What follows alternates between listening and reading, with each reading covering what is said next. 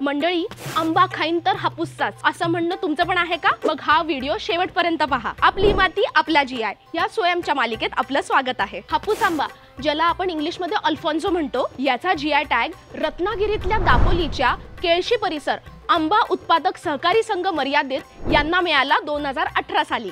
समुद्राच्या खाऱ्या वाऱ्यामुळे आणि इकडच्या लाल मातीमुळे ह्या हापूस आंब्याला छान सोनेरी पिवळा रंग येतो.